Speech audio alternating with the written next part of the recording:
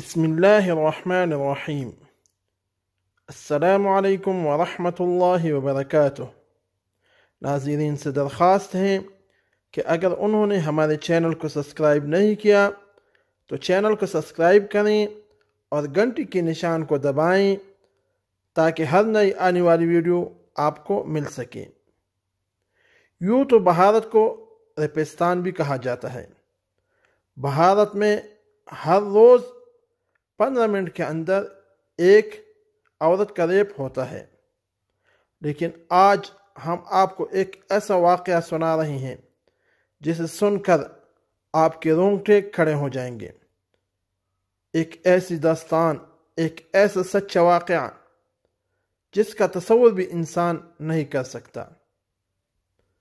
واقعہ ہے ایک 86 سالہ بزرگ خاتون کا ریپ کیا گیا۔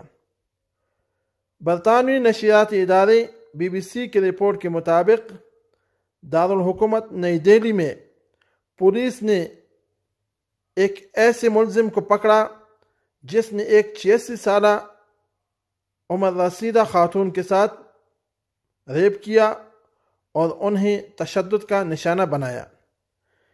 دہلی کمیشن فار ویمن کے سربراہ سواتی مالیوال نے BBC کو بتایا کہ بزرگ خاتون پیر کی شام دودھ والے کا انتظار کر رہی تھی اپنے گھر کے باہر کہ اسی اثناء میں حملہ آور آ گیا، اور اس حملہ آور نے اس بزرگ خاتون کو بتایا کہ آج آپ کا دودھ والا نہیں آئے گا، لہذا آئیں میں آپ کو دوسری جگہ دودھ لینے کے لیے لے جاؤں۔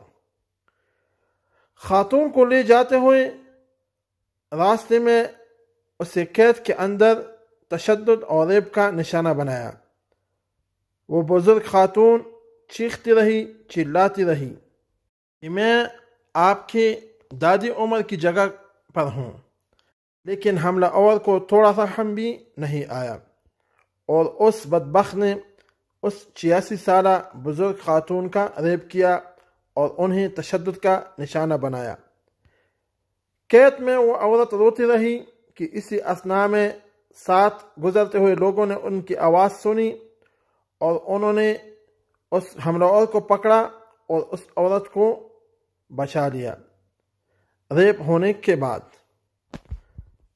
سواتی مالیوال جب اس عورت کے گھر پہنچی تو وہ حیران رہ گئی کہ وہ عورت بہت بوڑھی ہے، اس کے ہاتھوں پہ جریاں ہیں، لیکن اس درندہ صفت انسان نے اس بزرگ عورت کا ریپ کیا۔